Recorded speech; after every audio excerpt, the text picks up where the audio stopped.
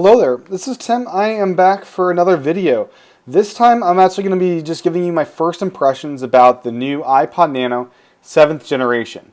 Now, I own pretty much every iPod Nano Apple's ever made. You know, I've always gotten the product red versions, and this red is a very good implementation of that. You'll find in my other video that I talk quite a bit about this handy little remote button that they added, which allows you to do everything this little headphone remote does, except the mic stuff. So generally about the iPod Nano, what can I say first impressions after using it for about 10 to 20 minutes? Well, first off, the software on this Nano, from what I can tell, is highly refined. The 6th generation Nano, the little square Nano that I have here, it felt beta software, very unfinished software. It felt that there were a lot of loose parts of it, and the new Nano cleans up all of that. So some ways they've done that. The launch screen will match the color of your Nano. This one has a red launch screen with a white apple. They've also done things with the home button that make it really cool. So when you double tap the home button, it brings you to the now playing screen. They've also done some cool things with just the main thing, that I have a complaint with the old Nano is the screen size. When you have a screen the size of the old Nano, you are able to display this much content area, right? The new Nano has this much content area to play with. Now, this is a big improvement when it comes to scrolling lists of music. Browsing music on that old Nano was not a fun thing. It's now something enjoyable. What else have they done to really polish this up? They have also done things like they've made the whole process of just simply navigating easier. Besides the home button additions, they've left this interface alone.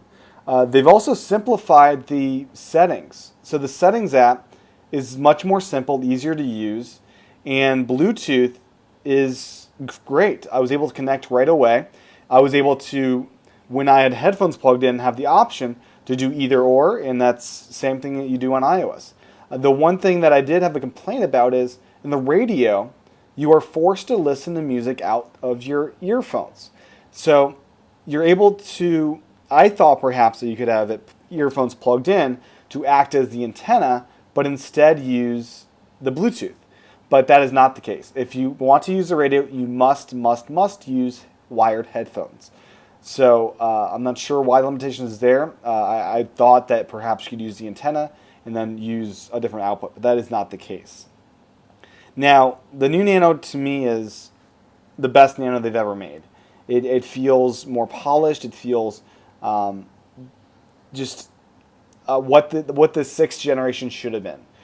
When Steve Jobs introduced the 6th generation Nano, he told us that, how do we make the Nano smaller? How does that happen? Well, what he said was you cut off the click wheel. So you cut off the click wheel. What do you get when you cut off the click wheel? You get basically this. You get the 7th generation Nano. Cut off the click wheel, you do not get this. This is, I think, way too small. It's a fun iPod to have, but I don't think it is the best Nano Apple could have made. I think it was created out of a cost concern versus this one is created because it's now economically feasible, and this is what they should have done back then.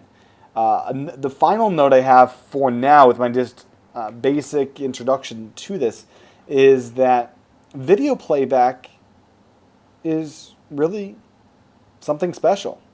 The SD videos that you sync to this look phenomenal. Now, why is that? Well, because you're on a smaller screen, so that SD video content, it looks HD because that's the distance you're at with it, and it looks really fantastic. So it's also, people may think that it's silly to watch video on this, but it's enjoyable. Especially if you have 16:9 content, it really does look good.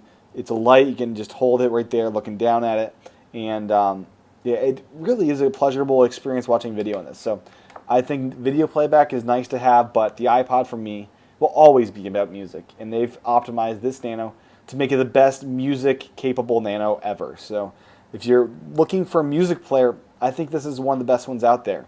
It's a distraction-free environment. You don't have internet services. It's the pure, let me sync this content to my Nano, have this subset of music, have this experience with this this mix of music that I want, and it's great at that. So go out and get the Nano if it is for you. I think it's for a lot of people, and I'll have more thoughts on the Nano as time goes by. So thanks for watching this initial thoughts video about the iPod Nano.